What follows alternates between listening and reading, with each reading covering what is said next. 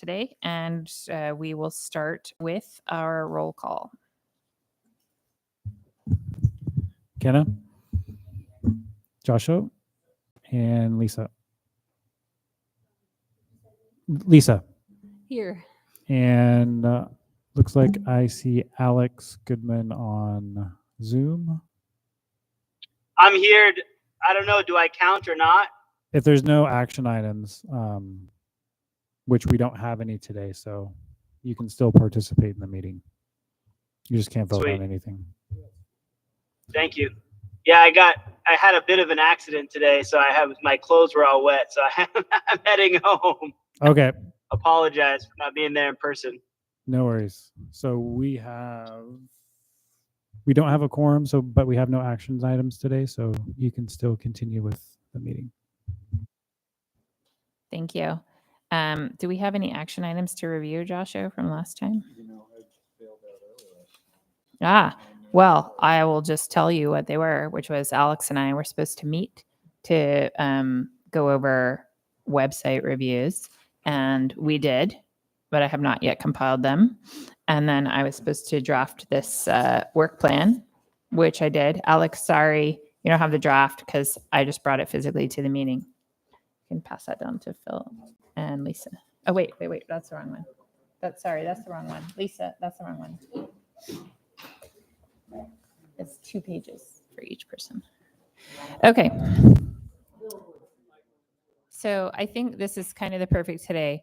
We do have a Zoom participant today who, and this is the period for comments from the public regarding items not on the agenda. I believe that one of the participants logged in today, members of the public logged in today, was logged into the previous meeting where the sound was not working and they were unable to offer a public comment. So if there's public comment for any items not on the agenda today, we'd like to recognize that at this time.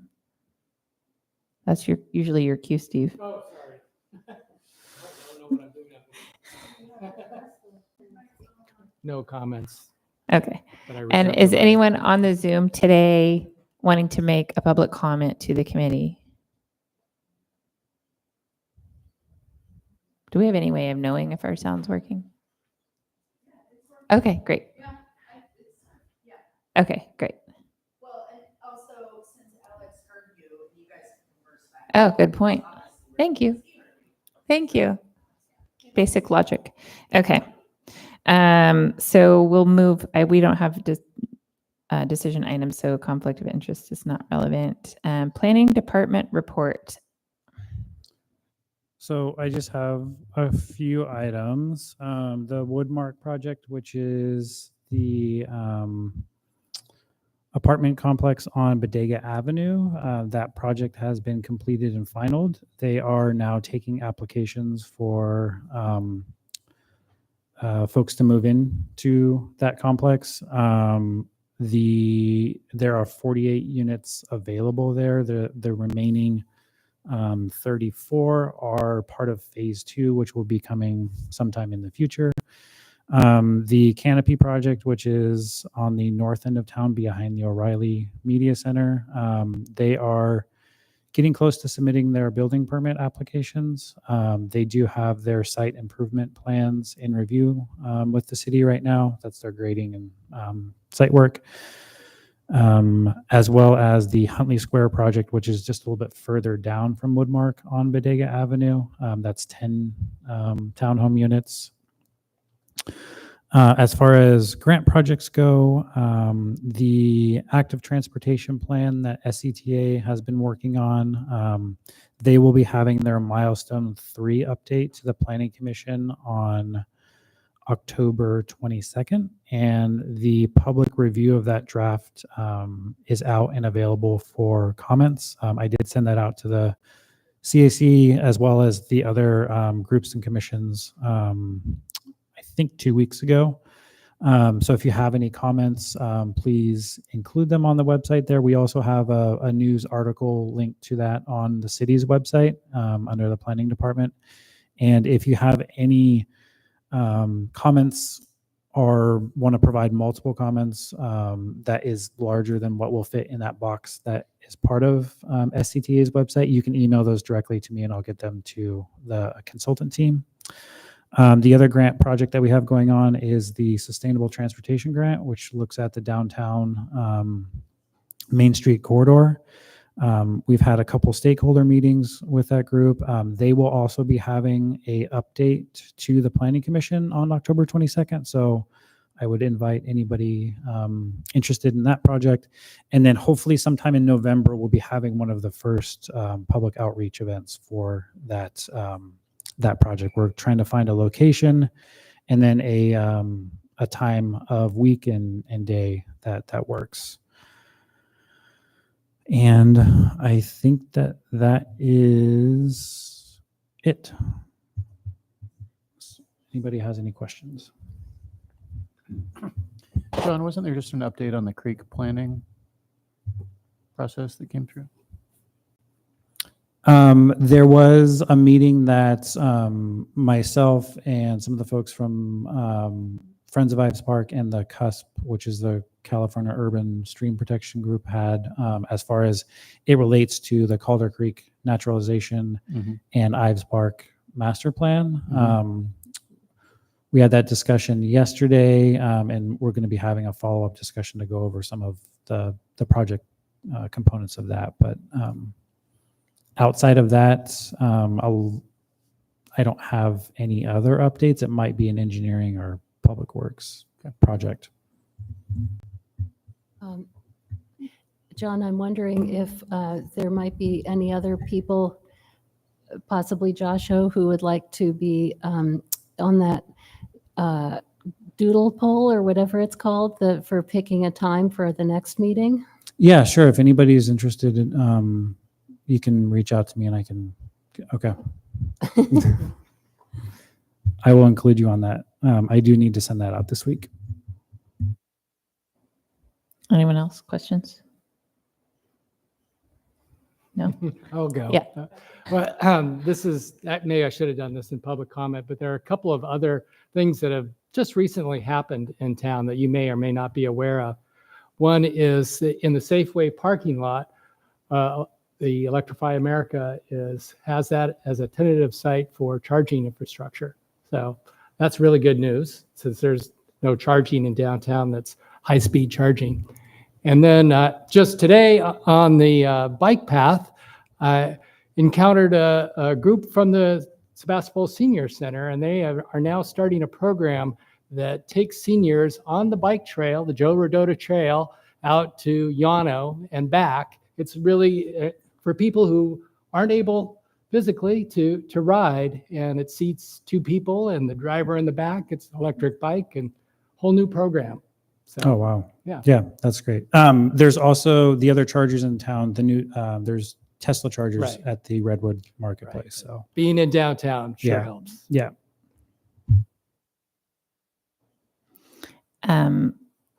I believe we have someone in public comment that would like to be recognized.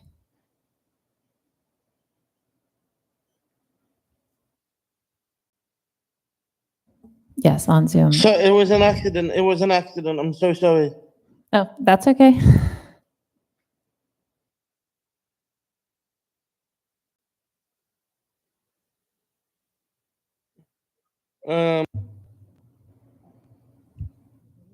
Adam, did you have public comment? Okay. Not really sorry. It was an accident. Okay. Like somebody just unmuted me here. No worries. All right, Phil, go ahead.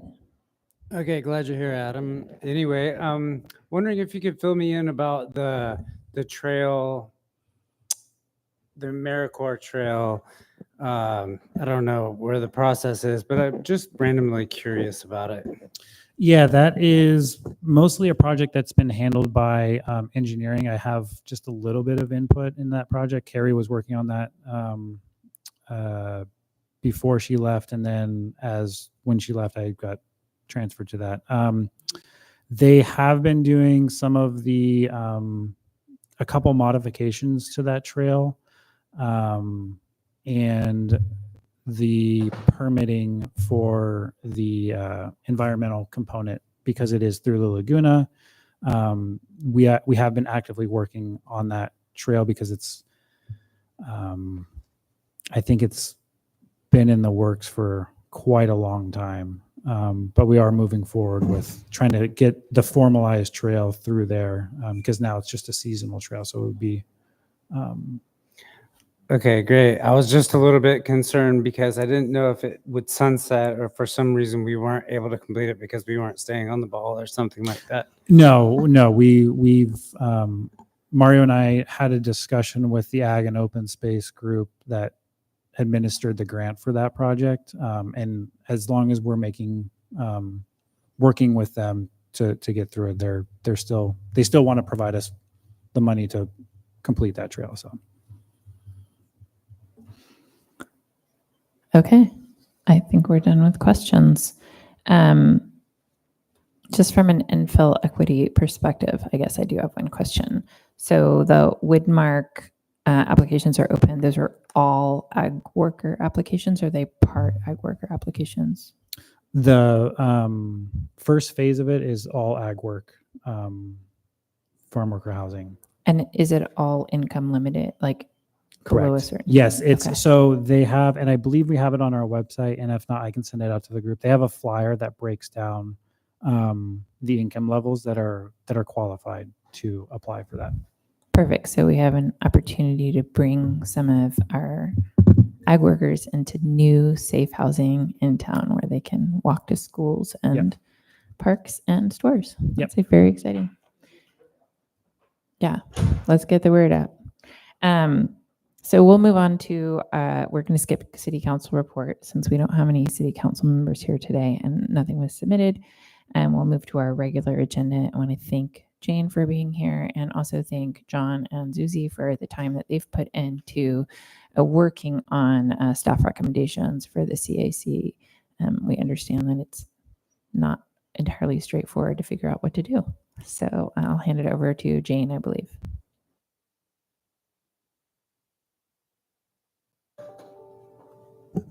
No, not straightforward to figure out what to do. And before I begin, I'm just going to tell you that the city manager is not 100% comfortable with the recommendations that I'm making and warns that he may have recommendations that are more restrictive than mine. So I prepared a little memo which basically just summarizes what we talked about last time and some of the CAC's concerns about some of the options that we talked about. Specifically about taking the CSC out of a Brown Act or like taking it down a notch, which you felt would delegitimize the CAC at a time when this is needed more than anything else.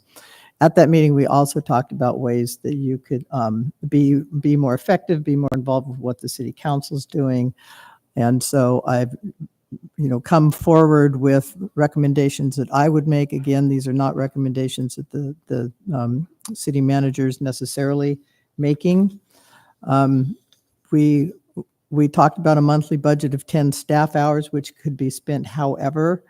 They could be spent in meetings. They could be rolled over if they're not used in any specific month. So it would really be like an annual allocation of hours that you could use how you want to. And we would be doing that. You could do that with a combination of reducing meetings, of reducing staff involvement in your meetings, or a lot of different ideas that we talked about. So it would be kind of up to the CAC on how you wanted to use those hours. I think that in order for us to all work effectively and to use those hours effectively, it would be really important to have a good, strong implementation plan so we all know what we're doing when, and when we can plan for when staff hours might be needed, and maybe not have a lot of like big staff hour ticket items in the same year. So I've put that in as one of the things that I'm recommending. I also want you guys to get the departmental reports. We just started doing them for the city council. This is only the second month that we've done them. And I think you guys should get those as well. So that's basically every department getting really short metrics on what they've done in the preceding month and on like for planning, it's projects that we've recently reviewed. So it's really similar to what John's giving you every week, but you'd be hearing from more than just planning, because climate is not just about planning, right? It's all across city departments. So I think it'd be very important for you guys to get those. And then the other thing that I haven't talked to you guys about this, but this is something that I've done in other communities for other committees, like housing, affordable housing committees, and that is a voluntary project referral, where a project that's going on with the city, you guys right now don't have any way to provide your input on that project unless you're dogging it all the way through and catching it when it goes to planning commission and catching it when it goes to city council. So I would like to set up a program where applicants can voluntarily come in and talk to you and present their project to you. It wouldn't take staff. It would be the applicant would come in. We'd want to hear it because we want to know that it's consistent with what they're actually proposing to staff. But it would be them coming in, making their pitch to you, and you guys making recommendations to make it a more climate friendly project. And they could do it or not do it. If they did it, if you guys wanted to support the project, then you would write a letter collectively as a committee to the planning commission and or city council, giving your support of the project, or your support of the project if it was changed to do A, B, or C. That's something that's worked really well for me in the past, and to the point where the planning commission would say, where's their letter from the committee? Where's their support letter from the committee? And they would kind of, chide the applicant. Well, you haven't gone to the committee and gotten their support, so why are you here? So it became like an expectation, even though it was just a voluntary thing.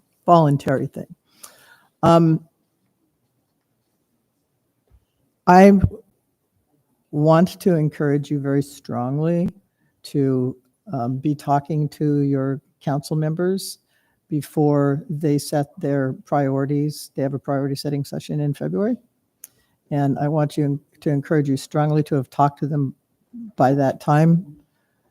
Don't violate Brown Act, but anyone can have a one-on-one discussion with a city council member at any time. And just make sure that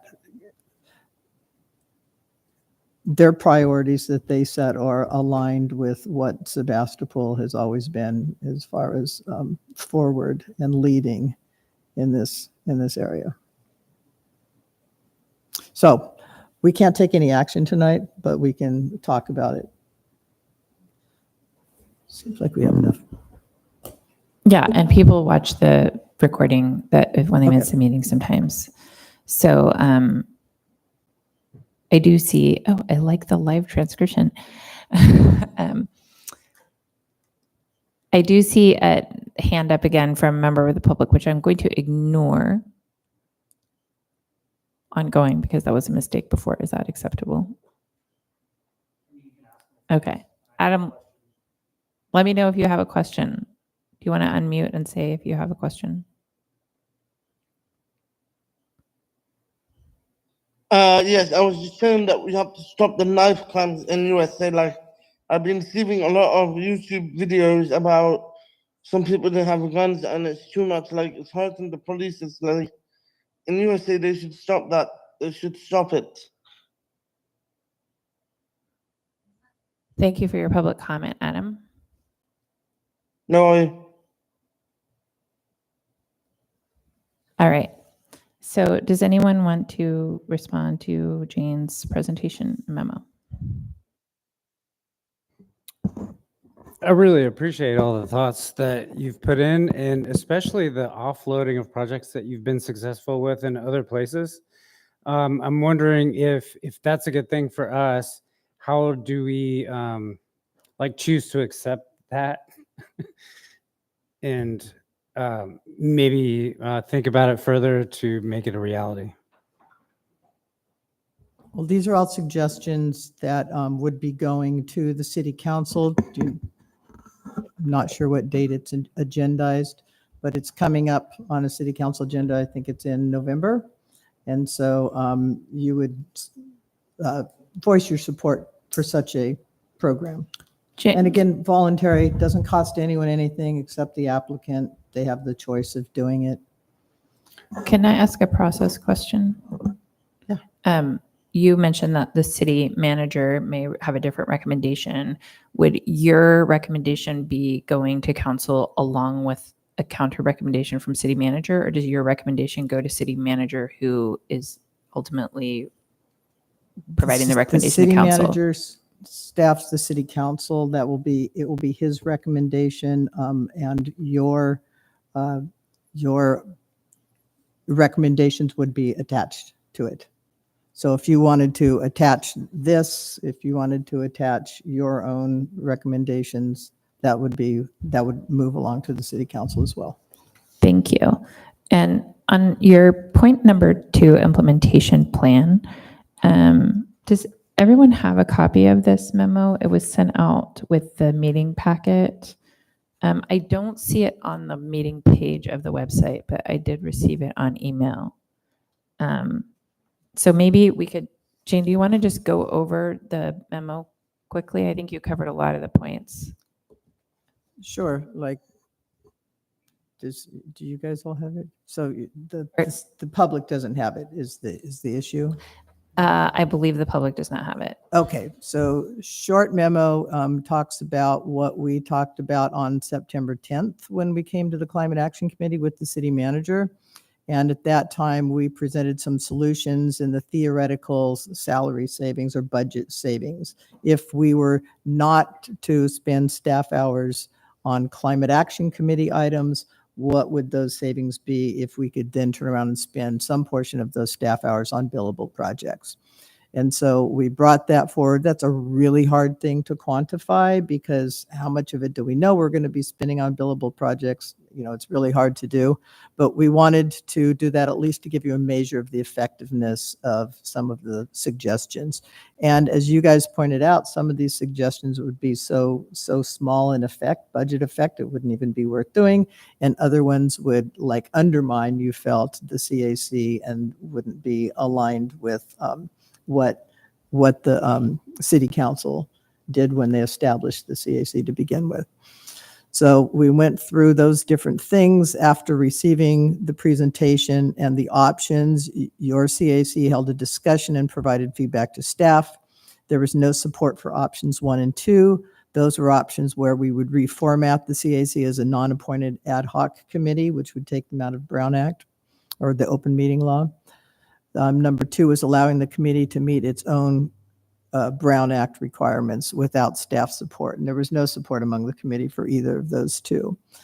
There was some support for assigning the CAC a monthly hours budget and or reducing the number of meetings that the CAC holds. I think the 2 of those together could actually provide enough savings that it's worth doing, or a combination of those options. So the memo then says we'll be returning to the city council with recommendations for ways to reduce the CAC's reliance on planning staff hours. And in recognition of your feedback, I then came up with my recommendations 1 through 4. Number 1 being a monthly budget of 10 planning staff hours. 2 being an implementation plan. So you guys work through and have a plan like you have a revised plan here. So we just have to make sure it matches with the hours available. So we'd have to come up with a way to kind of cost out in terms of hours what the implementation of the plan would be. My 3rd recommendation was for you to get those departmental reports, that are provided to the city council, which is no expense on anyone. And then the 4th, again, is this voluntary project referrals. Again, that's not an expense on anyone. The applicants would be invited to come to you and present their projects and how they align with the city's climate goals. And where we as planning staff and the planning commission may not be able to say, we're going to require this condition, you guys can say, well, if you change the project to do this, it would be more in alignment and we could support it. So that's a way that you could have an impact on projects that are coming through. And it's a great opportunity for education. We've got a lot of developers who do a lot of stuff in a lot of different communities, and they're not always educated and they don't always understand how different Sebastopol is and what's important in Sebastopol. So I think that's a good opportunity, and I'm going to try and push that one through. I think it's a good thing we should do. So I think 3 and 4 don't have a cost. And I think we've come to the place where option one, that budget of staff hours, is doable. I don't think we came anywhere near 10 staff hours in the last month, so that would like roll over for a future use. So it'd really be an allocation of like 120 hours a year to be spent how you wish. Kenna, can I ask something? Yes. Yeah.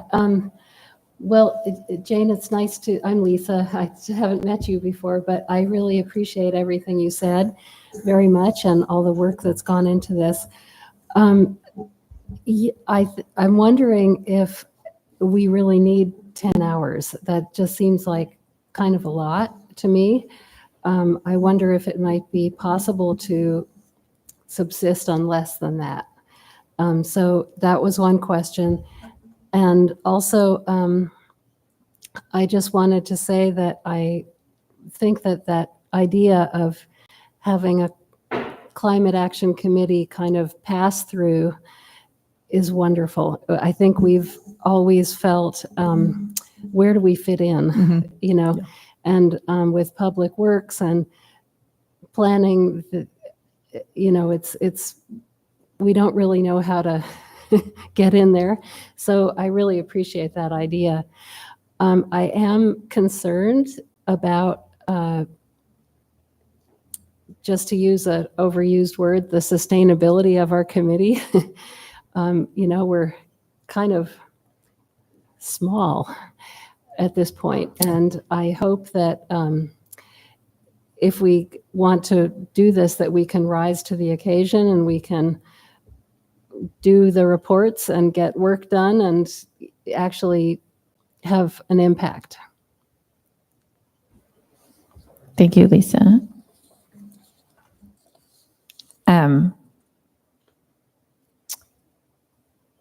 Can we pause for just a second and have staff address what 10 hours a month would cover, both for like routine running of the committee and then projects that the committee might bring forward? Yeah, let me do a little recap of that, which is something that we talked about in the September meeting. So when we have a meeting like this, 1 hour meeting like this is 3 staff hours if there are 3 staff sitting here. So a 2-hour meeting would be 6 right off the bat. So that's why we talked about either reducing the number of meetings or reducing staff's presence at the meeting. So maybe they're here for an hour. If we're going to continue to have the online presence, that you guys, we increase participation by giving people the option to participate online. So I think that's something we want to hold on to as long as we can. I think it's really important, and it's kind of an equity issue. So as long as we have Zuzi to support that, then I think we'd be good on that. And as to what other hours go into that 10 hours, it depends. And it depends on the projects that the committee is working on right then, and it depends on the different work that the different working groups are doing. And because of the Brown Act, if we don't have a clear-cut plan, the working groups can't all talk to each other and say, oh no, I'm already bugging John Jay this month and asking him to give me a bunch of data. So you can't bug him too. Because that's what happens. Some months, John is spending, 10, 12, 15 hours responding to individual member requests when a lot of people are doing stuff. And if you're not all aware that everyone is doing it, then you're going to go ahead and call up staff and make your data requests. So that's really where the plan comes in. And I really think we can hold it to 10 hours or less if we've got a plan in place so that we all know who's working on what when.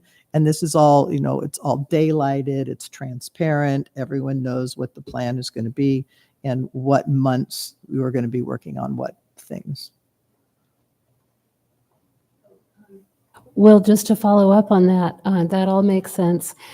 I guess my concern is that we may not get anything if we're requesting 10 hours.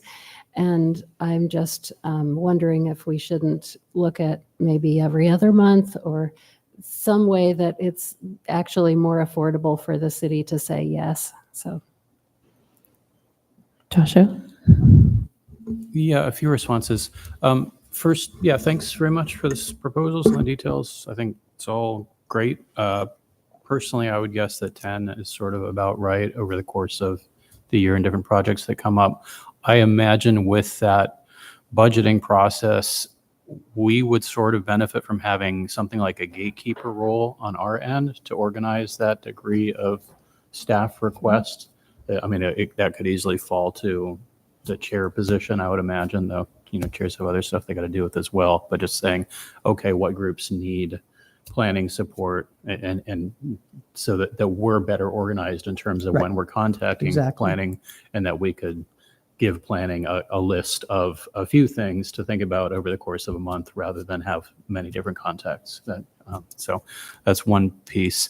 Then just a couple of process issues. First, a question for John and Susie. I don't know if there is an actual date yet for the city council agenda for considering these things. Has that been agendized? November was mentioned, but I don't know if it has landed. I believe it's sometime in November. Are you talking about the whole composition restructure of all the groups and committees, or Yeah, when is this subject going to be going to city council? such that from we my can- understanding, it's about the beginning of next year, so February. So there's no change to the groups. Oh, okay. So through the end of the year, Well, they did a kind my- of 6-month agenda set or policy setting last month. My But- question was not when would these changes take effect, but when is this going to be discussed at council? Is that coming Let up? me log on and see if I can find it. The goal setting for the city Okay. councils in February. So we had gone to the city council and asked them to prioritize our work between now and the goal setting, because we want to be aligned with the city council's priorities. So that's the next big thing. But we did have an agenda item because we had told them, we talked about this during budget, and we had told the city council we would come back with this. So it's sometime in November, and let me find an email that tells me when that was. Okay, fair enough. We can let that one rest. My final question then would be this question of the city manager perhaps having further restrictions, and I'm hoping that there's some way for us to pursue an engagement with the city manager on the subject before their recommendations go to city council. So if maybe we could request that they perhaps come to the next meeting just to discuss the subject briefly with us so we can understand the reservations. Yeah, this is on city council before the next meeting, which is why I pushed to get this on today, even though he couldn't be here. I wanted to talk to you, come back to talk to you again before it goes on to city council, as I wanted to talk about our recommendations. I know that he has come before our committee before Mhm. to discuss this, and I'm thinking probably a more efficient use of his time might be to write emails to him, I'm guessing. So. So it sounds, we also don't have a quorum today, so we cannot do an action of adopting a recommendation that we're going to attach as a committee to the city manager's Right. recommendation. We as individual members of the public could submit this memo and with our support. Is that correct? That's correct. Okay. Does that make sense to everyone? So does anybody else have a question? Go ahead, Steve. First, thanks very much for it really helps get some kind of feet under the committee that we've been kind of lacking for years now in terms of potential roles. I do have a concern that I'm going to take the active transportation plan as an example. Here's an opportunity where our committee could provide much more detailed prioritization. There are like, I don't know, 30, 40 tier 1 priority items. And it's very limited money to do anything.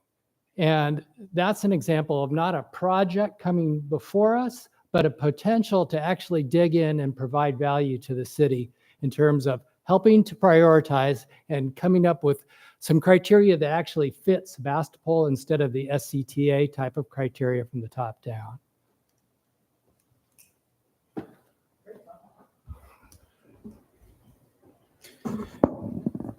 Along in the same measure, and that would be a perfect opportunity for us to collaborate on that project. I mean, that's where we fit. That's who we are and how we're already involved. So on the side, as part of the transportation committee, we are providing feedback to fair and peers kind of below radar, and we could do it a lot more formally and a lot more coordinated with the city council.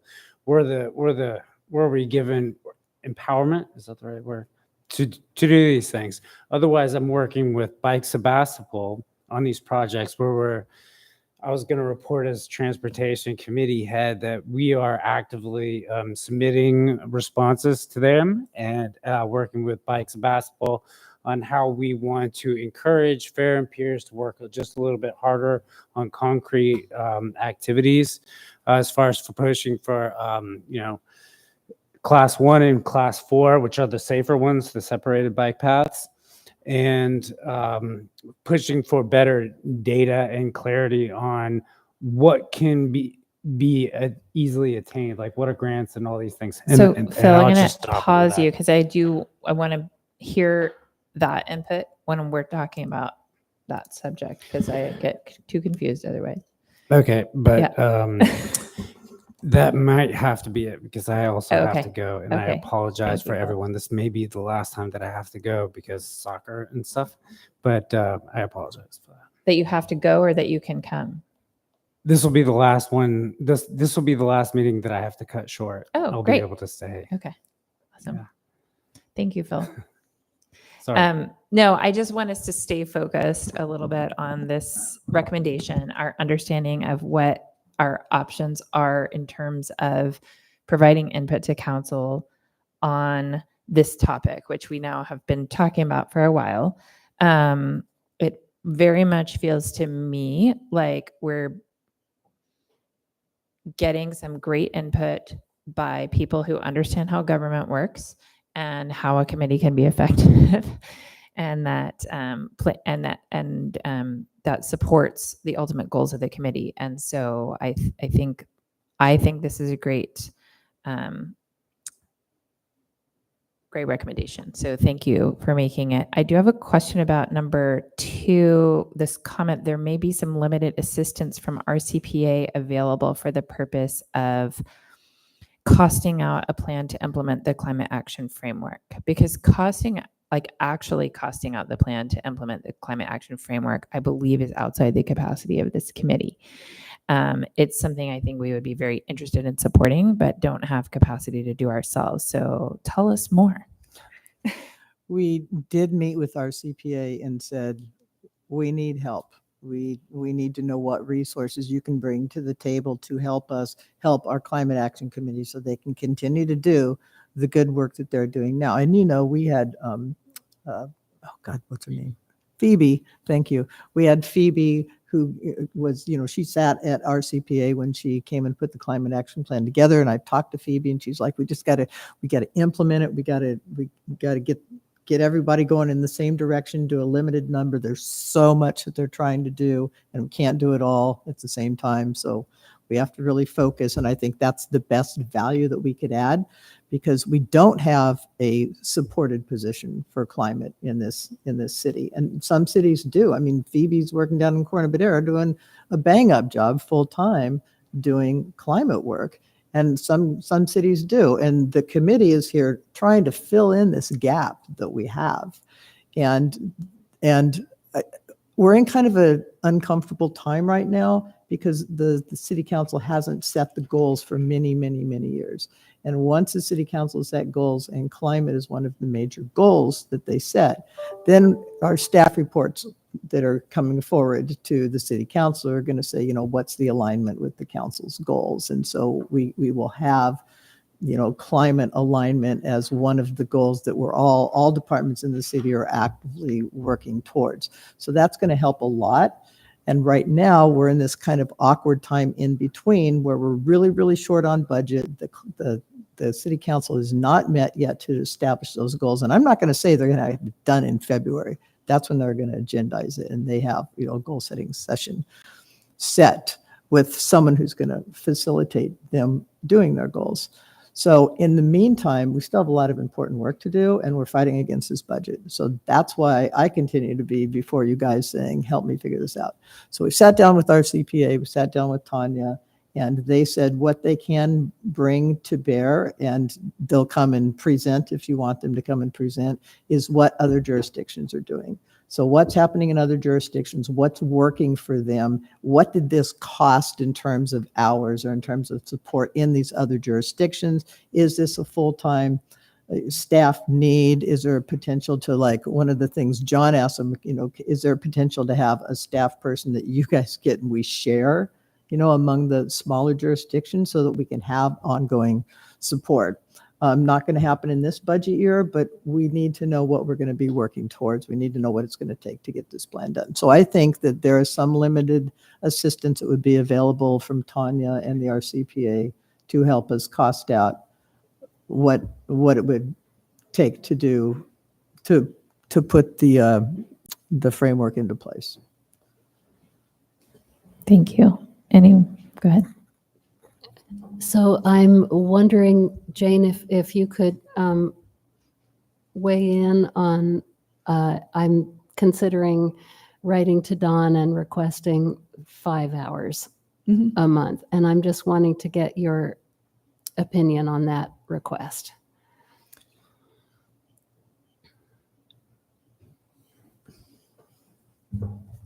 I would say that's probably, depending on how the makeup goes for how much time I'm here and Zuzi's here, 5 hours can go away real quick in a 2-hour meeting.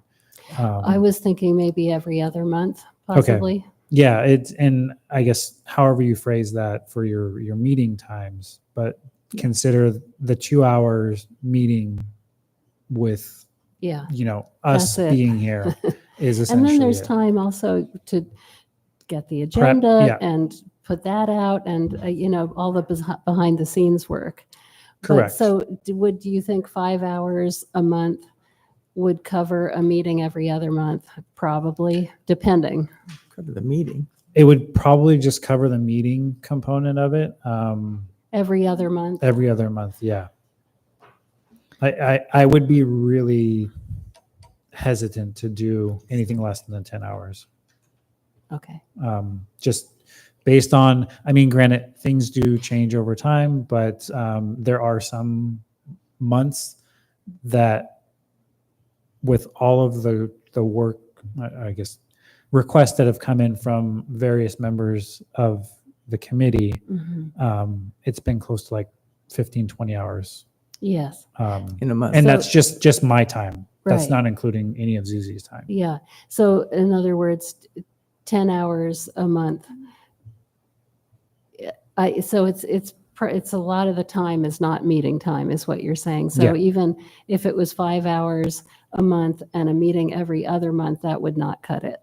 Probably not. I don't think so. Yeah. Okay. Thank you. Yeah. That's good to know. It's better than nothing, but Yeah. it would be difficult to do. And those are the kinds of things that exactly the kind of thing that we're talking about is one complements the other. So cutting down on meeting time would allow you to have more hours a month that you could spend on these other requests. There's also towards the end of every year, quite a bit of staff time that's spent just on doing appointments, reappointments, maintaining a roster, all that kind of stuff. We're doing that now, and Zuzi's probably spent 10 hours in the last month on that alone. In the last 2 weeks. Okay, sorry, stand corrected. But that's a once a year time frame too. Just as a process point, I want to say that I'm uncomfortable with you putting out these numbers on behalf of the group. I personally would be really uncomfortable with every other month meetings and with 5 hours a week. So we've been talking about this stuff for a bunch of years. I think your intent is more along the lines of what do we think we could get from somebody who is a little more restrictive, but I don't think it's service to ask for less than what we need in order to do our jobs well. So I would ask that before you all are pitching something on our behalf, that we have more collective discussion on that. So. Yeah, I don't plan to pitch on your behalf beyond the memo that I already prepared for you. That would be up to you guys. Yeah, and of course, all individual members have the freedom to submit public comment on whatever your opinion is, because you're submitting as we are. We will all be submitting as individuals if we're submitting public comment. As do this interested item. members of the public should also weigh in.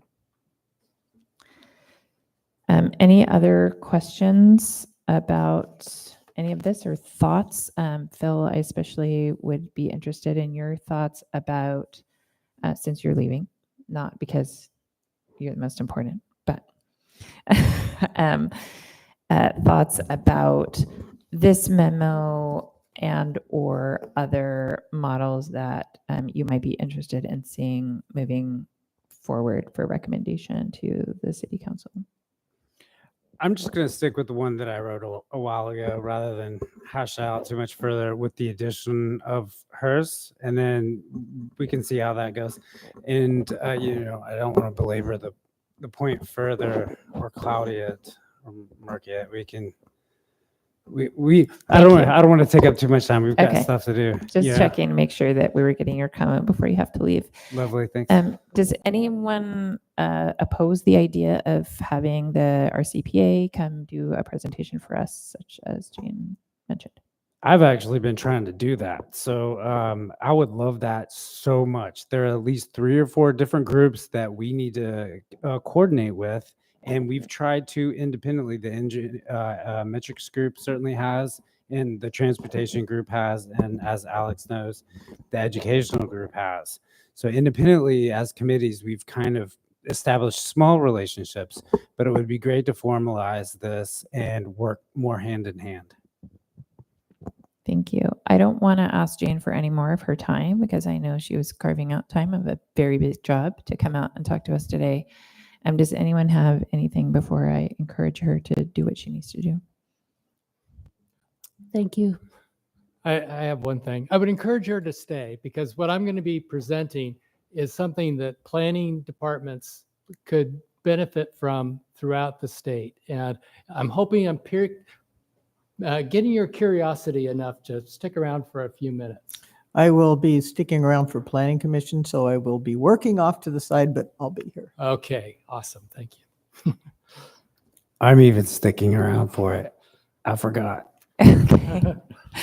But thank you, Jane, so much for the time and the real thoughtfulness that you brought to this memo, and to the rest of the planning staff as well. So we will move on. I think, Phil, do you want to count your working group report as being done for transportation? It sounds like since Phil needs to go and wants to hear Steve's presentation, maybe we can move Steve's presentation up and do any further working group reports following the presentation. So but before we close out agenda item A, I do want to open to public comment. Adam, I see your hand is up again.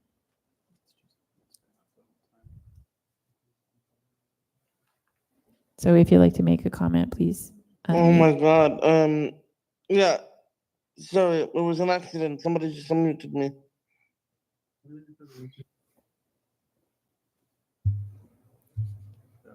All right. Thank So you. I'll just do a quick clarification. Adam, we have to have the room muted, and then we ask to unmute if you have a public comment. So if you want to state a comment, raise your hand, we'll unmute you. If you don't have any comments, then you don't need to raise your hand.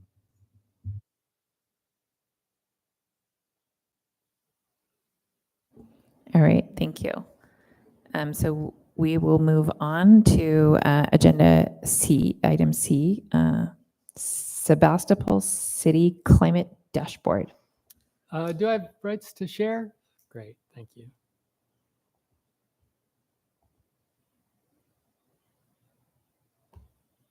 Select the window. Come on. Select it. There we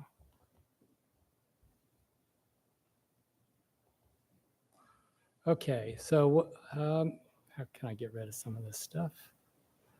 It's really hard to see, of course, on this projected screen, but what you're seeing is the almost end result of a year of work on grabbing metrics from various publicly accessible data sources. And that includes all the utility data from PG&E, Southern California Edison, San Diego Gas and Electric, SoCal Gas. So basically all the investor-owned utilities throughout the state. And they have data that's on a monthly basis for all electricity and natural gas use. And there's data from the DMV on registered vehicles for what's an electric car, what's a light duty electric car, what's a heavy duty electric truck.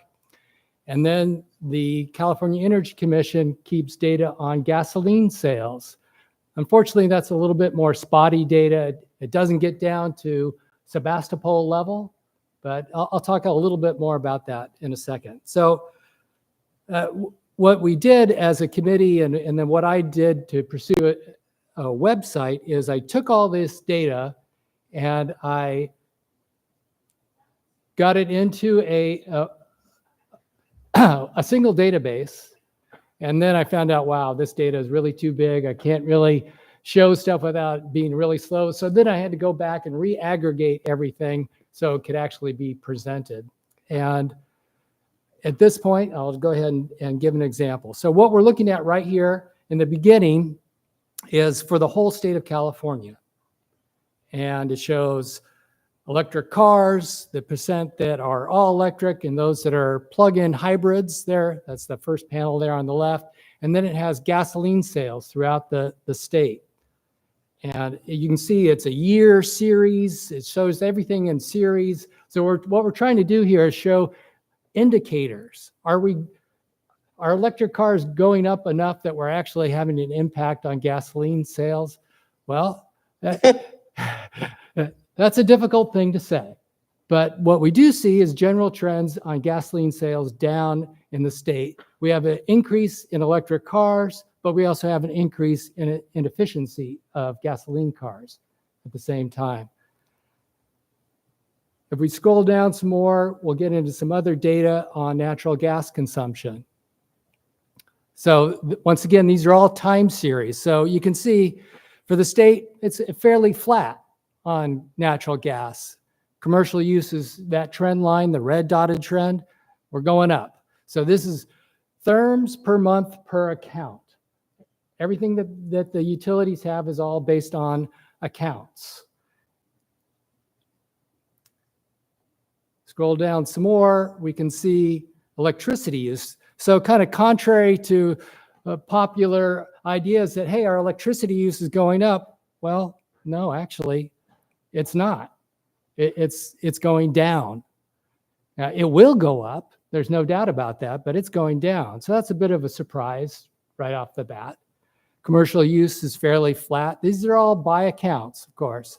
And Steve, just to clarify, this is all the data you're showing right now is for the whole state. It's for the whole state. Okay. I'm going to zero in real quickly on us. So it also has solar for the whole state. And this is for all it excludes municipal utilities. So like Sacramento wouldn't cover that, but all the investor-owned utilities are included in all the data that we just looked at. So now I'm going to go ahead and zero it down. I'm going to select Sonoma County.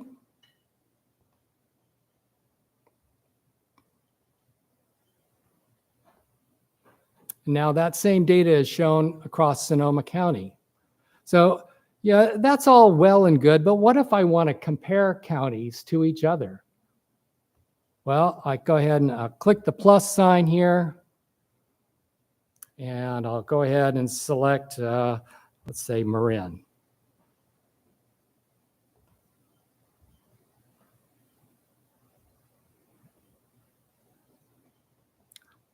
So now we're comparing Marin to Sonoma County in each of those charts. When it does the comparison, it breaks out the cars a little bit more instead of showing a bar graph.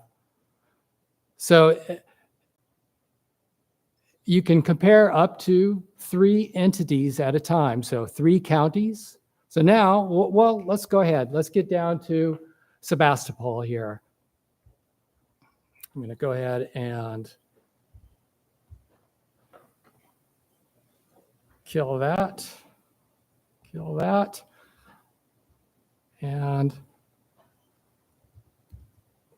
let's pick Sebastopol.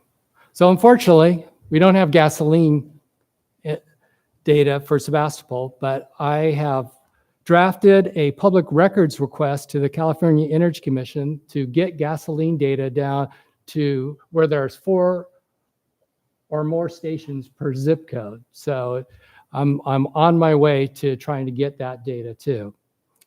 So the same thing that shows here for Sebastopol, I can compare Sebastopol to other cities. So let's compare it to Santa Rosa.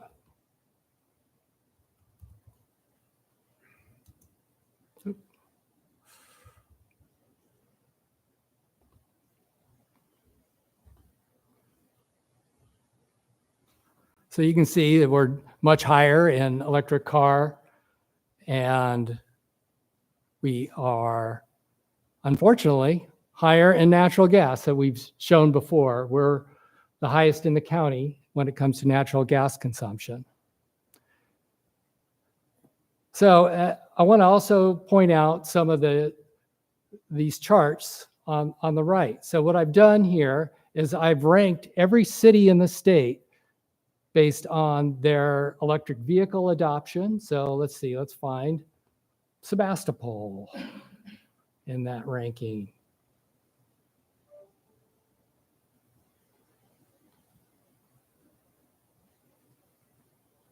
Oh, come on, I can spell here, Sebastopol. So we rank 105 out of, I believe it's like 400 jurisdictions in the state. We like to think that we're in the top one, almost the top 100. That's pretty good. Unfortunately, it's cities, of course, that are super wealthy are the ones that, as you'd expect, that are at the top of the rank list. So Los Altos, Atherton, Portola Valley, no big surprise there. So that same ranking is done on natural gas use. And not a big surprise, you have some of these areas that are hotter down south that are ranked with a lot less use. And then the same goes for electricity. I have that ranked, and I have solar ranked for all the jurisdictions in the state.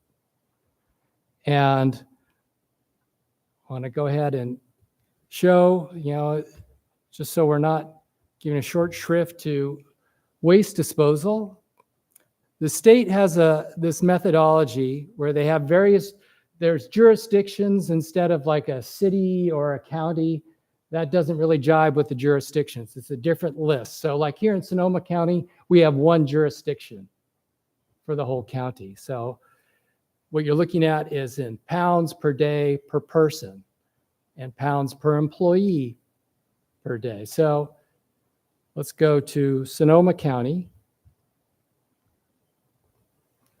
Steve, can you say what those lines are with the pounds and the person? There's a blue squiggly and there's... So the red is a trend line. Right. And the blue is how many pounds did each person dispose of in that jurisdiction in a given year? How many pounds per day did they throw out? And then they take that same pounds per day and they divide it by the number of employees that are in the jurisdiction. So you get an idea of those that don't have very many people living there, but they have a big industry and they're throwing away a lot of stuff. So they want to try to account for that too. So it's really interesting the way the state has these kind of real standards. And it's unfortunate that we don't have similar standards that we do for waste disposal into other things like energy, because they actually set goals. Each jurisdiction has a separate pounds per day for employee and person that they're supposed to meet by law. And then they're judged how well they're meeting those individual jurisdiction goals. So what I've done over here on the right is rank cities by how well they're doing relative to their own jurisdiction goal. How much are they above or below the jurisdiction goal? Some of them are kind of ridiculous, like I kind of question some of the numbers. And, but, you know, it's a lot to dig in to find out where the number's wrong. So all that's here in terms of data that's available. This is by jurisdiction. If we go over here, there's a lot more data that can be downloaded. So the data is actually accessible. All these data sources can be queried and downloaded to Excel files or comma delimited files. And then it links where I got the data from to the state data site. That's for each of the various categories. Within each utility is individually listed. And then there are a lot more settings on the settings tab where you can configure what the graphs will show. So you can either not show things, like I don't want to show gasoline sales in Sebastopol because it's not being tracked here. So I can hide that. I can show number of stations. I can show, each of them have different components. I can show heavy duty electric vehicles. I can show the number of vehicles instead of the percent of the vehicles that are electric.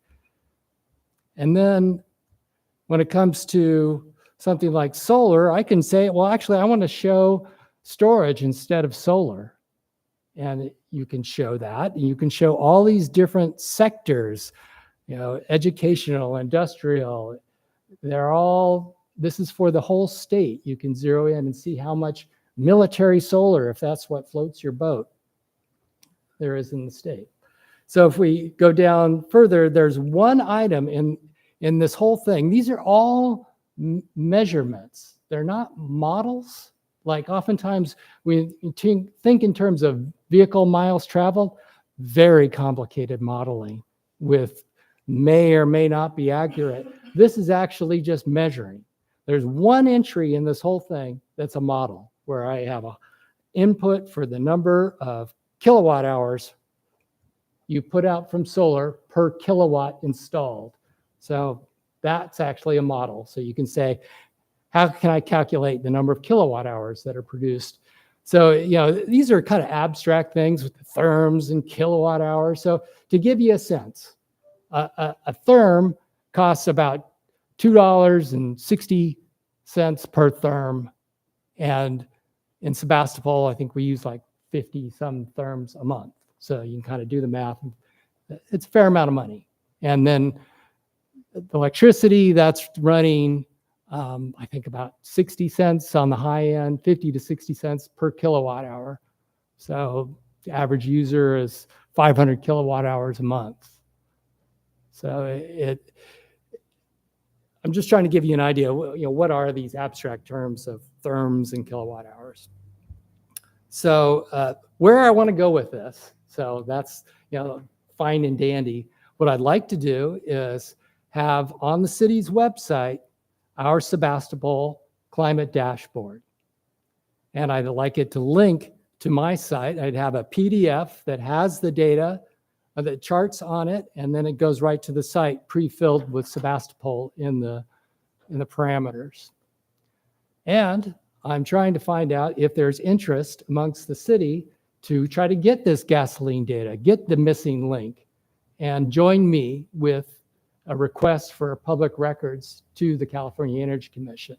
And if there's interest in that, I can follow up with the request that I've drafted. That's it. So one thing I didn't hear you say that I believe is true is that this is a volunteer effort and there's no charge to use any of this data, correct? It's all free, all volunteer, all compiled from publicly accessible data sources. One thing that I am hoping to do or offering to do for the city is we have water consumption by year. I can show this and include, or show that water consumption and include it in our dashboard. So customized dashboard for Sebastopol. There you go. That's your cue. Okay, thank you. That's amazing, Steve. Thank you so much for the work, the commitment, and the presentation. I think Phil has a question. Less a question than just gratitude towards the volunteering to find all this data. It's not easy. And half the work for climate is finding a baseline so that you know what you're improving upon. So if we know that if we have 100, 100 houses with solar panels and we increase that to 200, then the efforts that we did to advertise for them are working. So this is incredibly important to have like baseline data, and I think the state would be lucky to have all of this. And I would support. I don't know if this is something that we can do today, but I would definitely in the future support finding some way to make it this publicly available and useful. Yeah, we can't. We do not have the ability to take an action today. Yeah. But we can add an action item to a future agenda. I believe it's already publicly available. I think what Phil's referring to is that it's on our city website, and then would launch this website pre-filled with Sebastopol. And that's not something that we can commit to. That would need some legal review. Okay. Or maybe like a static, here's a snapshot or something like that if we can't link to the direct website. That seems more feasible. Feasible, but unfortunate if that's the upshot of it. I am curious. I mean, obviously, we've been talking for years now about finding our baselines. What do you see the use cases for this data as compared to the RCPA baselines? So what RCPA does is they are mainly trying to calculate the greenhouse gas emissions. And that baseline goes back to 1990. What they don't show are these kind of leading indicators. As a matter of fact, they have a full-time staff person that's working on something just like I produce, but it's just for Sonoma County. So they have an interest in this. I've shown them, and they've used some of the data. And how we decide to use it, well, I'll go back to what got me interested originally is looking at the data on natural gas, and lo and behold, we're the worst. So we would not have known that without the work that we had done in terms of gathering that data. So the good news is, hey, 2023, Sebastopol, the 95472 zip code, actually saw a downward trend in residential natural gas, where everybody else was experiencing, it went up because it was a cold year, historically cold year of 2023.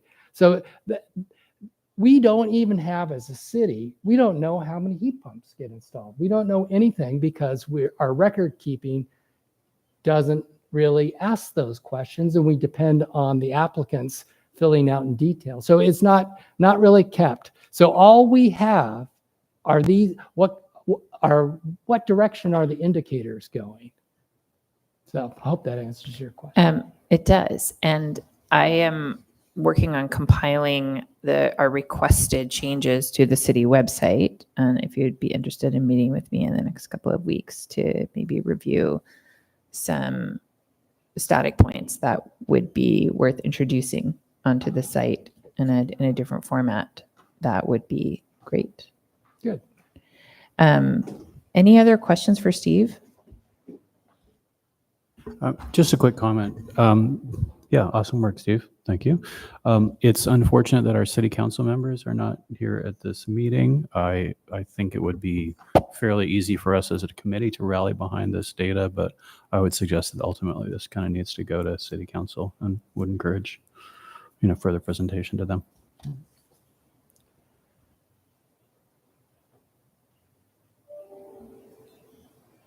Anyone else? Questions?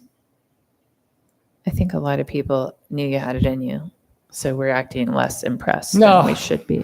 Yeah, Um, it was really a learning exercise. I wanted to learn how to do this. I'd never done this. I've been a software engineer for 25 years, but it's all mainly been on desktop software. So getting in my hands dirty on web development, and then of course trying to get all this data. And sometimes the data you have to sift through, like PG&E, they'll repeat years, or repeat months in their data. So you have to actually, you can't just grab, you have to examine and look at. and clean it. Yeah, and clean, yes. Okay, I think we have a hand up from the public before we close out this item. Adam, if you'd like to make a public comment on this item, what we're discussing and what your comment would be addressing is the city climate dashboard. So go ahead and unmute if you'd like to make your public comment.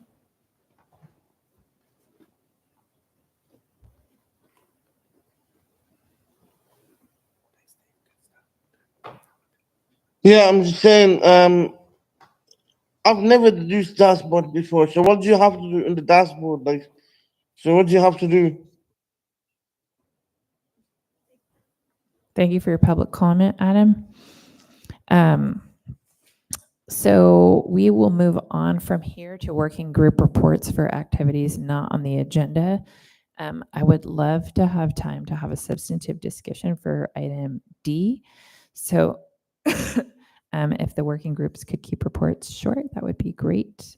Joshua, go ahead. Yeah, kind of a recap and update and behind the scenes on the compost events. The last event went really smoothly, which was a great relief, and it all worked out pretty well.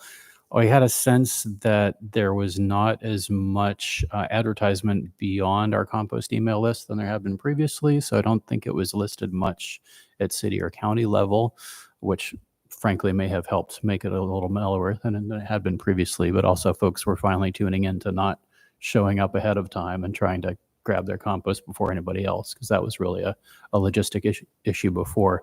On the volunteering front, I did basically have like 6 volunteers for the first half and 1 volunteer for the second half. That mostly happened, frankly, because committee members showed up without telling me they were coming ahead of time, which I appreciate the input. Always, just if y'all could check in with me, it would help a little bit in balancing the logistics there. A little bit behind the scenes, we are getting this compost from the county zero waste program, which was just sort of getting underway several years ago when we started doing these compost days. Since then, other cities have started doing compost events, and farms and schools and things have started also asking the county for compost. And the county is also moving towards what they're calling compost hubs, which is to say certain locations where there will just always be a pile and you can show up during certain limited hours at that site to just get compost without the degree of facilitation and coordination that we put on for the city. There was some discussion with Public Works and city council representatives earlier as to whether that was something that would work for Sebastopol. And there was some general agreement between myself and Public Works, at least, that we didn't have the space and time to staff such a location and manage such a spot within the city without adding more work to city staff. So that was sort of, we declined pursuing that possibility. But the upshot with respect to this fall is that what with all that other compost activity going on elsewhere around the county, we're starting to see a diminishment in support from the zero waste, the county zero waste for our specific event. It happened that the county zero waste coordinator forgot to put in our compost order for the last one. And I found this out like Thursday afternoon or something. And she was going on vacation to Yosemite without having gotten our compost order in. So I freaked out. There was a lot of messaging, and they managed to find a delivery person who could make that happen from Grab and Go at the last minute. And I think the county paid for it. And then this time around, we've been told that we're not going to get the 80 yards that we usually get, that they've already kind of tapped out their allotment. So we're going to get the 40 yards that we haven't had 40 yards since the beginning. And that amount ran out fairly quickly, frankly. So I'm trying to again, not advertise this round too much and have it go through. And so our next event is this coming Saturday, but we'll have sort of half as much as we had previously, and we'll see how that goes. So all these things being the case, well, one, I did send out a message telling the compost list, which is in between 200 and 300 people who've signed up for notifications on this, about the hubs and those other options. I'm at this place where I'm probably not going to try to renew my role on the committee at the end of this year. Going forward, I just have personal and professional things to spend some more effort on. I am willing to facilitate the events in the spring, this next round. So that's sort of March-ish, March, April. In general, the spring events are more actively attended than the fall. But it would sort of be my hope to retire from the general facilitation on that as of next spring. I will continue to be happy to consult and sort of participate in some degree in committee work and sort of the ad hoc extra member of the public capacity. But just kind of as a heads up looking forward, if we want to invest in keeping this event going locally, that somebody else is kind of going to need to step up to coordinate, and it's a fairly easy handoff. Frankly, there's just a list of things that need to be taken care of, but that's what I'm seeing on the horizon in terms of this event. I have a question for you. Yes. I mean, given your explanation of the kind of shift towards hub model, and does it feel like the event was facilitating something that's now less needed and will become less needed over time? So like after the spring events, would you think that would be a sunset opportunity to advertise other ways for people to get free compost? Or do you see That is a good question. My feeling is that the local community interest is really significant. There's a lot of people who come to everyone and have been doing so for years, and this includes school gardeners and some local farmers and groups of neighbors and things like that. So I think there is a lot of local interest. Generally the spirits of the day are quite good. It's a very pleasant time and people are connecting. So I feel that it has local value as a Sebastopol event, independent of the countywide scene. And I feel that it's worth continuing, perhaps in a somewhat reduced capacity. It could potentially easily go down to one event in spring and one in fall, or two in spring and one in fall, or something like that. And the logistics for making it happen are not that huge. Frankly, the biggest thing to deal with is just managing the cars, the line of cars showing up and getting them parked. A shocking number of people can't back into a narrow parking space. And so there's some of that has to be fielded, just because we have seen if we don't facilitate, people show up whenever, park willy-nilly, and kind of leave a mess behind. And so the facilitation, one, helps it happen more quickly, get people through more quickly, and also keeps from leaving a mess that Public Works would have to straighten up afterwards. So it's just a handful of people that it takes to make it happen, and a little bit of messaging a few weeks ahead of time. I think there's value in that, but it needs a little more sort of a small crew of people who are willing to move it forward. I am starting to get, I should say, a few steady volunteers from the greater community beyond the committee, so it's not all on the committee by any means. So I think there's potential in that direction. I'm just kind of tired of being the guy who makes sure that it all happens. So. Thank you so much. Go ahead, Lisa. Well, thank you for doing it, Joshua. You've done a great job. I'm wondering, do you know where the nearest hub might be for us? I think Petaluma is the closest location, and I think there's Petaluma, Healdsburg. They're working on one in Guerneville, and the locations are posted on the County Zero Waste website. None of the locations are open all the time, so there tend to be certain limited hours where one can show up for that. And I have no idea what degree of facilitation or access there is at those sites. I think they were considering one off of Airport Boulevard in Santa Rosa, like the Santa Rosa Windsor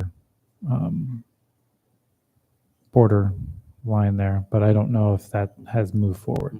My hope would be, frankly, that attracts the people like the farmers. You know, every time we have people show up with a huge trailer and have to say, you cannot fill this. This is for household gardens. We're trying to do more rather than, or more people rather than more compost. So my hope would be that those hubs sort of take the people who want a lot or want it regularly, and so that we can stay focused on sort of the home gardeners and the seasonal. All right. Any other working groups that want to report anything today?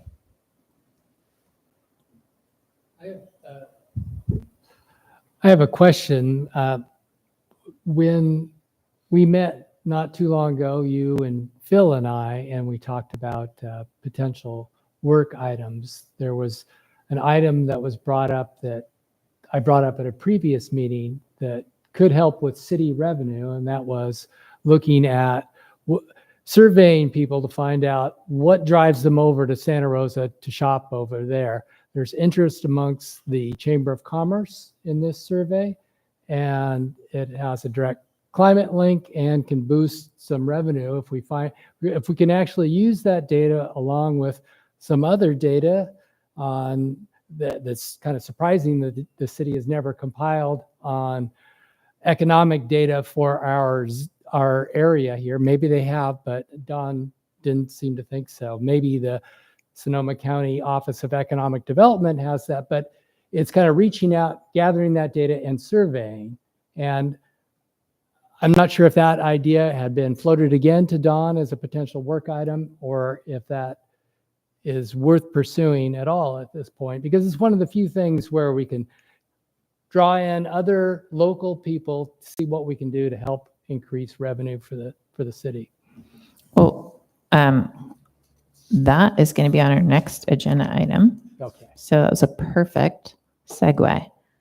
But before we close this agenda item, I want to make sure I'm calling for public comment. I don't think we have anybody that wants to comment on this. Calling for public comment on agenda item B, working group reports for activities not on the agenda. And seeing none other than what we have already received, we will move on to agenda item D now, a discussion of proposed work plan revisions. So I did make a note of what you just said, Steve. This is, as it is clearly marked, a draft. It is purely based on the discussion that was had at the last meeting and does not incorporate any new ideas. So I submit this to you in the hopes that people will think about what they want to do in their work groups. And I added a new column called CAC lead for people to take an individual role on leading projects as an idea. And that's an idea that you could say, yeah, that's a great idea, or no, we don't want to do that. But it just would give a go-to person for each project and add accountability. So this is here. It is not final. Some things that I really noticed in compiling the comments from last meeting was that we have really moved, and I personally think it's appropriate to our budget status and the place we are in the county, in the city at the moment of a lot of staff turnover and no budget, is we've moved to a more educational role and advocacy role rather than assuming that we can move concrete projects forward at this time. At our last meeting, there was some discussion about this idea of the staff member, of advocating for a staff member. And we had said, oh, that's not going to happen. But it seems important to continue advocating for it and maybe do some long-term planning. So looking at these comments, what it felt like to me was that the CAC was kind of going into a mode of long-term planning, focusing on public education as a primary mode with project like pre-planning and planning for projects rather than moving into any kind of project implementation over the next few months. So the good news to that is if you have something that you're like, I really want to do this project, there's nothing taking up a lot of space in that realm of active projects. So I would just like to move on to our next agenda item, but I wanted people to have a chance to comment on anything here. And I would just say that you should feel free to email me comments on work items that pertain to your working group so that we can continue iterating this work plan. It doesn't make a lot of sense for me for us to do a formal work plan adoption until we know who's going to stay on the committee or join the committee. And what form our committee is going to take in terms of the city manager's recommendations and the council's decision about that. So it would be nice if we could figure out who's going to be on the committee, get our work plan really solid, and then be able to present that to council members prior to their goal setting in February. That would be my hope for this process. But given that we don't have a quorum here today, that I was late getting this out, and that we have something else to discuss, I think we won't spend tons of time talking about it today, but I do want to take input from anyone that has current input.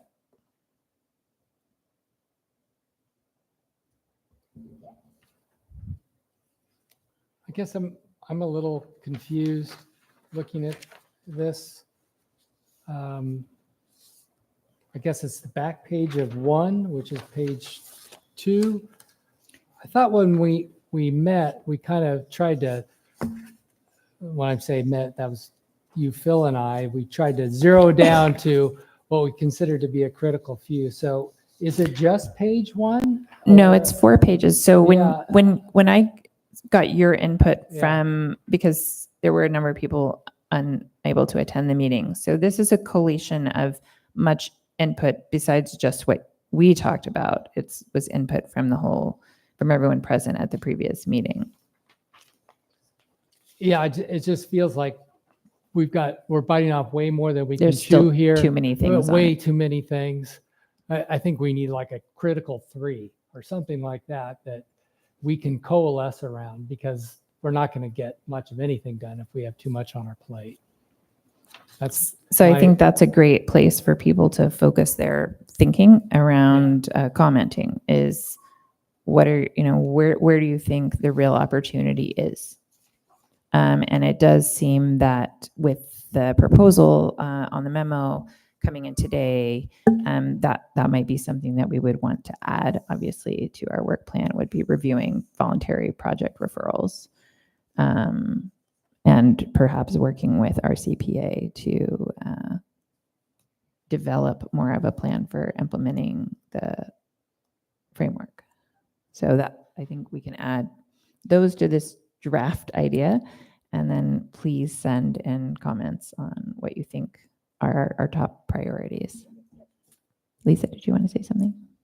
Okay. Okay.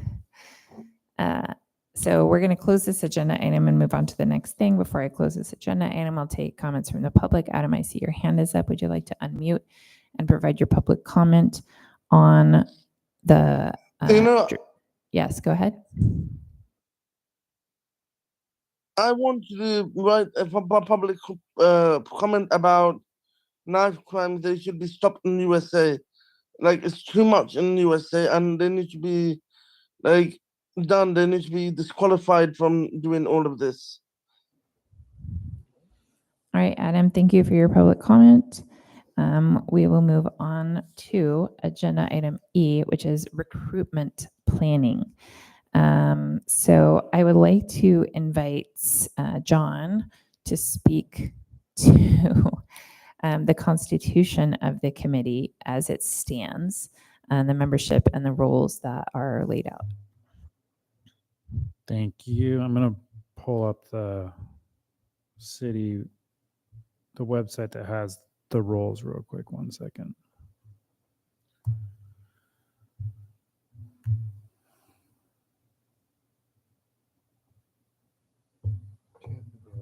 This is not working.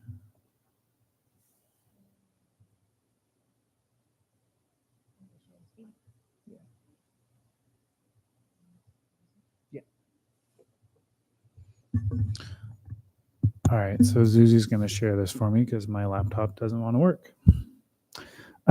So the composition of the Climate Action Committee is comprised of 2 city council members, 1 planning commissioner member, 1 member of city staff, 1 zero waste representative, 2 youth, and then someone from climate background resides within Sebastopol city limits, outside of city limits within the 95472 zip code, a Sebastopol business owner, Sebastopol Climate Action or other local climate action group representative, environmental justice and equity background, and then a rights of nature background.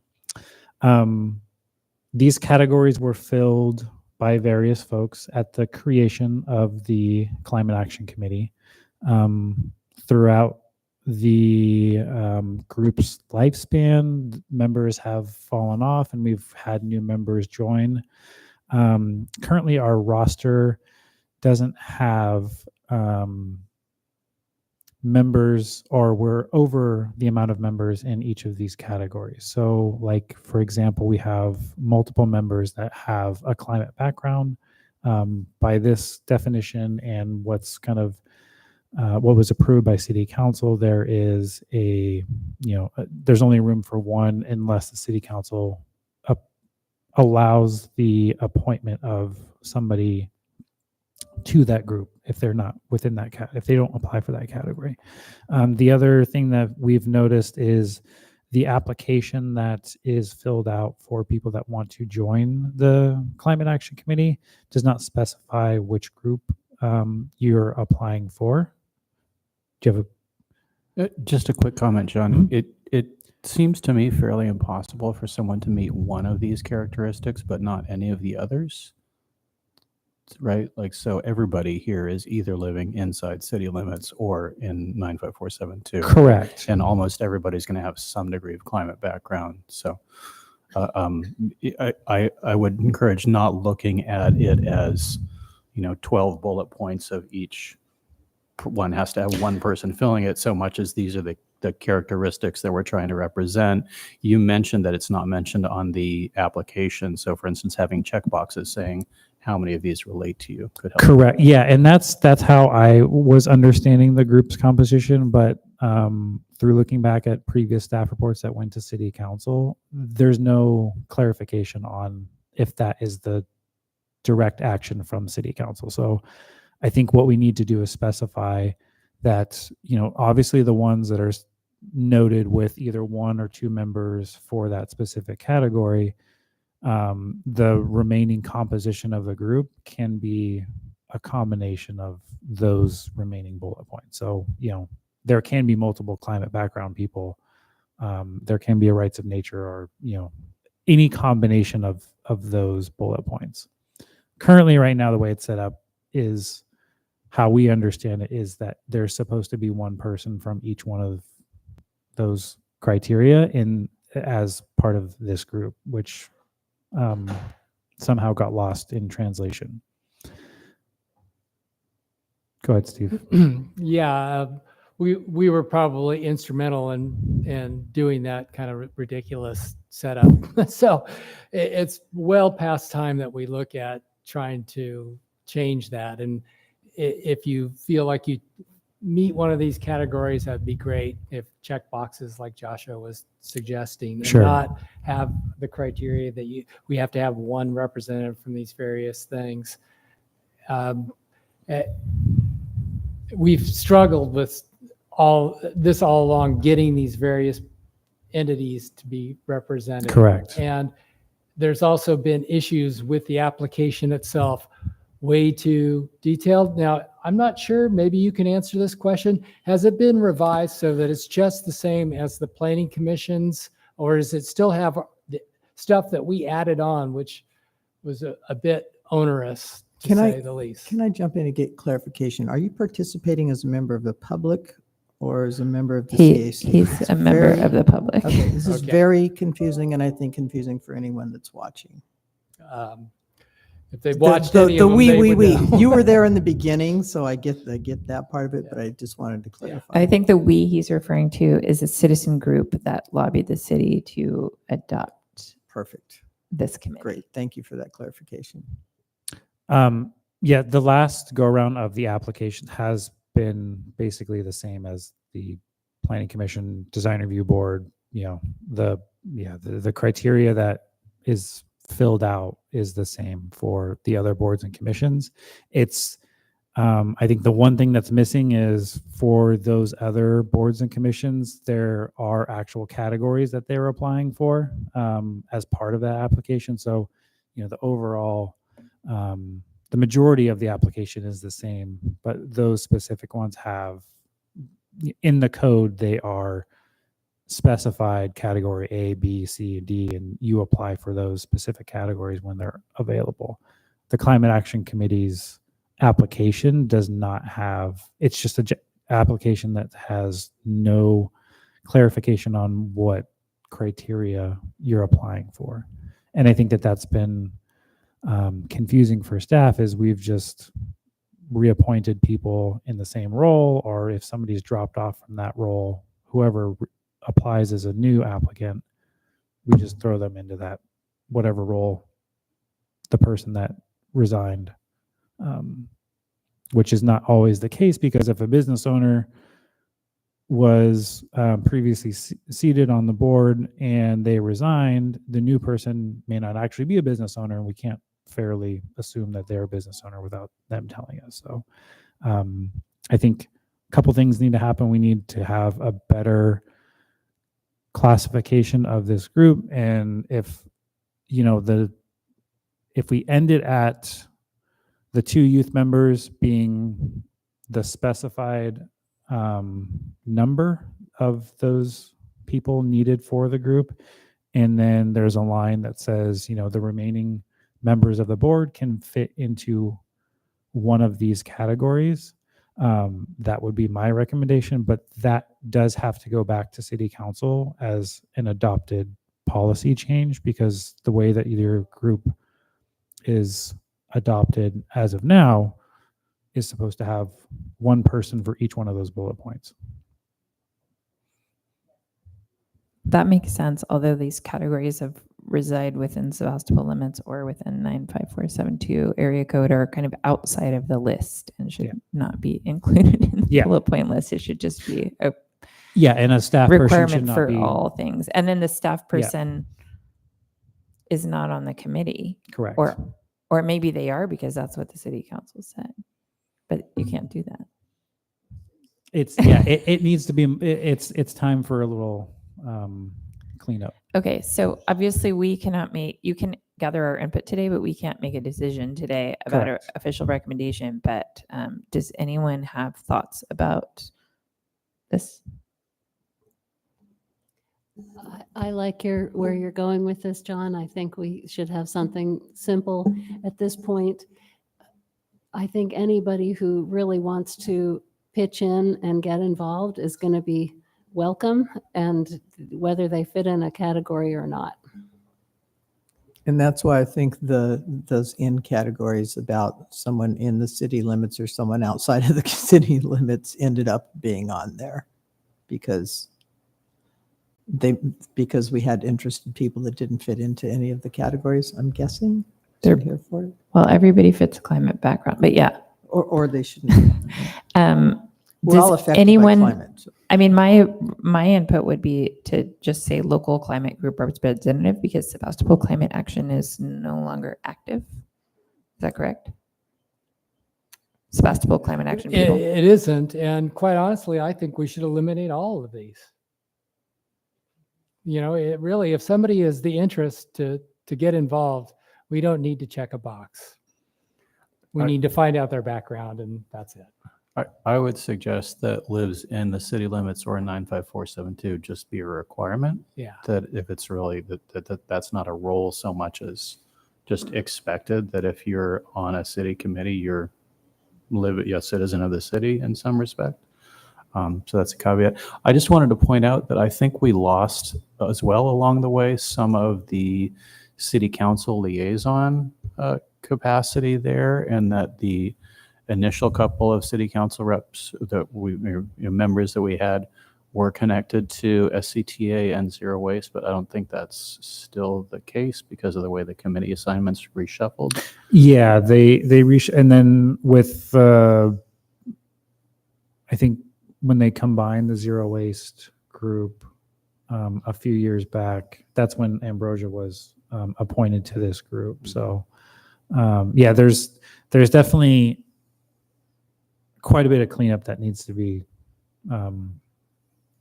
taken on, and I'm happy to if you'd like to send your suggestions to me, that would be great, because that would help us, because we are in that process right now of opening up recruitment for all of the groups. So we did have this agendized for next week's city council meeting, but because of how complex this has become, we've decided to pull it off next week's agenda.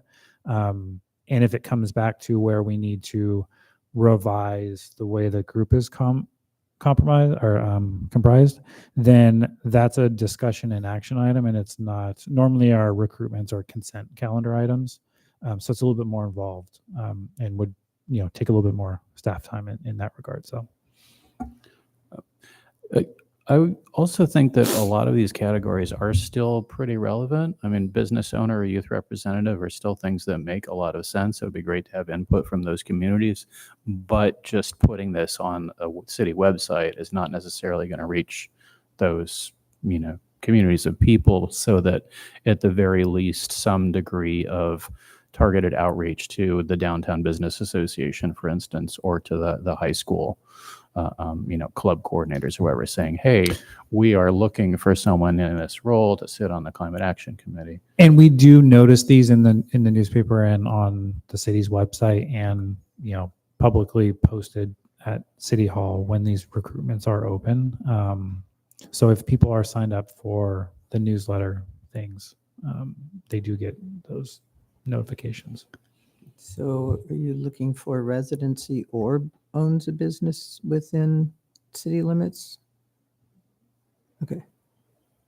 I think I think it was your point, Steve, about that we don't want to require people from the categories. I do think there's value in keeping the categories up there, which may have been your point, of keeping the categories mentioned in terms of how they offer an invitation or an intention. So like saying we want a business owner on this committee, not that it's a requirement or that there's one slot for a business owner, saying that we want people with an environmental justice background.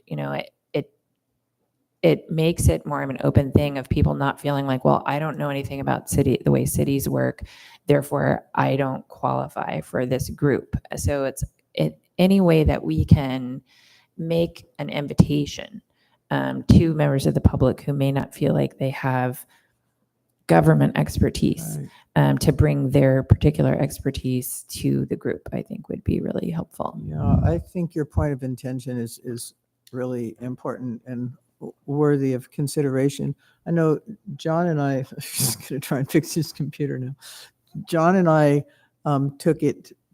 read the provisions to read that there'll be 2 members of the city council, there'll be 1 member of this, there'll be 1 member of that, and the remaining members will be made up of 1 or more of the following. That's how we read it. We were overridden. So I think just clarification, I think we can keep the intention, but I think clarification, there's if we had 1 person from every category, it would exceed the number of people that can be on the committee. So we just need to be clear about what it is that we're trying to do. And again, this is not something that we can decide on today. It needs to be a discussion for the larger committee, but I think sending suggestions to John would be a great start. I think my other We'll piece have of something to bring back. Yeah. My other piece of input is that it would actually really be helpful to us if our city council members were those representatives, if they would go back to their intention. of making those roles overlap. And I understand the personalities and the et cetera, but if the person who says, I would like to be at RCPA understood that they're also signing up for Climate Action Committee, then that would just be what it means to sign up for RCPA, because it doesn't really make sense for that not to be the same representative. On a similar front, well, first, just a question. How many people are on the Planning Commission these days? There's five Five. members. Okay. Yeah. So, I mean, it says there, one of the planning commissioners is Correct. supposed to be here. And then that has always been a gap that we've struggled with of not having someone. Now, it may well be a lot to ask to go to both sets of meetings all the time, but perhaps it could be put to the planning commission that they share that role in some capacity such that it could rotate, but maybe one of them comes to most of our meetings, even if it's not the same person all the time, just so we can try to, keep a more active process connection with what they're up to. Sure. And that position is appointed by the planning commission. So they would have to, that would be something that we would have to agendize, and they, make a formal motion and recommendation as to what that allies. I think what happened before is that Everett was the planning commission appointee. Debbie was the business owner category, and is also on the planning commission. And then Everett was having trouble making the meeting, so Debbie was going to kind of step into the planning commission role and then drop the business owner role. And then it just, I don't know what happened after that point. So that's kind of why the vacancy has been there for so long. Yeah, that was my understanding too. I actually kind of think it's on us to go to the planning commission meetings ourselves. I think that requiring that somebody from the planning commission comes to our meetings, they've got a lot on their plates and it's a big commitment. And I think if we want to, I watch them online usually, but I think that's kind of on us really to be informed about what the planning commission's doing. And they're right after these meetings. So just as an FYI, if you want to stick around for an extra couple hours, So it's completely up to you, but they are scheduled in that fashion. So maybe it would make sense to move then the planning commissioner down to the invitation level. We would love someone who wanted to be on the planning commission, or like planning commissioner or someone with a planning background. I mean, my feeling is that the gap there has been that we don't hear about stuff that the planning commission is doing in time to be able to participate in the process of affecting it. We hear about things where they're oh, this is going to be decided or reported on at the next planning commission meeting. And we're like, whoa, this is the first time we've heard about it. So I think the hope with that role of liaison between the two was that this committee has a little bit of a more proactive heads up ahead of time, such that we have more of a chance to engage with what they're up to. And I'm not saying whose responsibility that should be, just kind of noting that that's been a little bit of a gap there. So the planning commission agendas, I believe, are on the website in advance. yes, they go up to Thursday before the meeting. Yeah, so But that, to Joshua's point, that still may not be enough time to, Right. review a canopy style project, that Right. has yeah, large so climate I wonder if implications. there's a way for us as a committee to easily, without adding to staff time, get I know we can certainly watch the meetings, we can attend the meetings, we can look at the agendas, but is there anything else that we should be possibly considering if we wanted to be better abreast of what's going on? On the website, we do have kind of development projects as Yes. one of the functions of the website. We try to keep it up to date as much as Mhm. possible, so it kind of lays out, when some of the meetings are coming up. I've been trying to update them for a project that has a public notice that fits into that category. when we do post it, which is 12 days before the meeting happens. And, we link to the project plans and all of that kind of stuff. So that Well, could be one space to kind of keep an eye on as far as new projects that are up and coming. But the downside is it doesn't show like a little new tab when we add, a new project on there. Well, I think what Jane brought up about projects coming before the committee is a great, it kind of does it all, Yeah.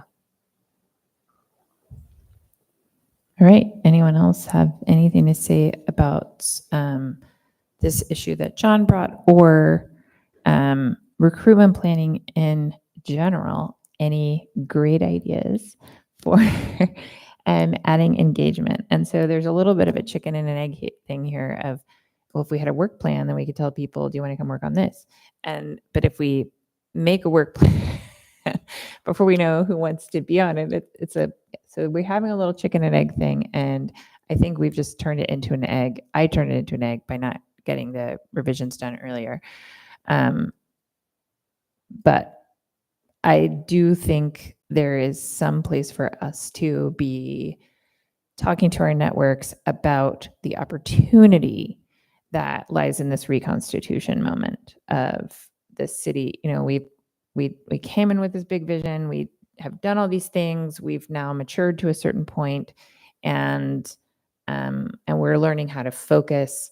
We're getting, we've now been seen and herded and helped to like make a role for ourselves. And so, kind of building out the next thing for the next budget moment when, this is a goal, this is a priority, and here we are in position to take advantage of it. So I hope that the committee members will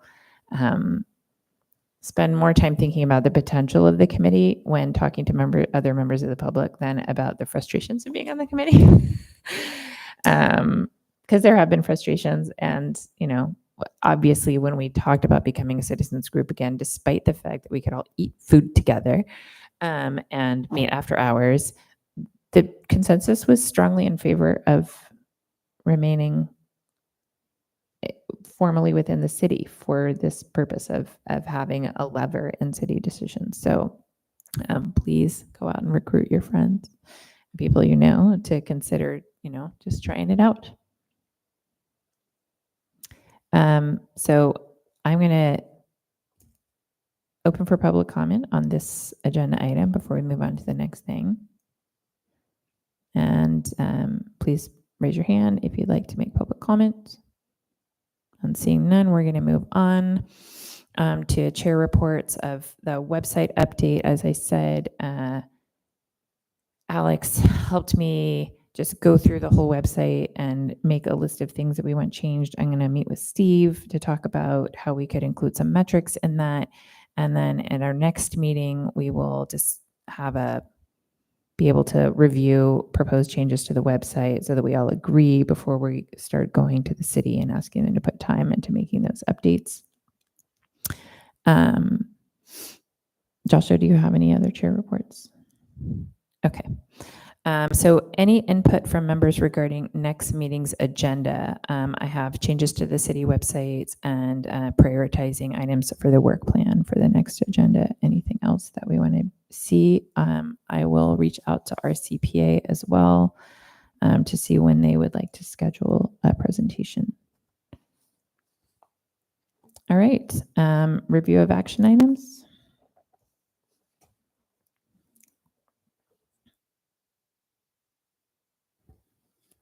I pretty much have email suggestions about the work plan to you, or email suggestions about recruitment to John. And then we have the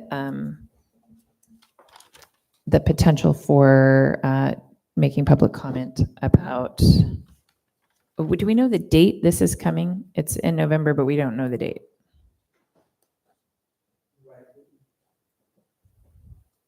That would be the November meeting that is after your next meeting. Can we figure it out from there? Or that would be before your next meeting, because I didn't have time to come back to you unless I came today. So the next city council meeting is November 5th. Or, I mean, other than next week. Election day. Yes. All right. So public comment, if you want to make public comments about recommendations for the committee before election day, November 5th, and the city manager's recommendation will be out at least the Thursday before. Is that correct? Okay. All right. Thank you so much. This meeting is adjourned until our next regular committee meeting of November 12th. Thank you. Recording stopped.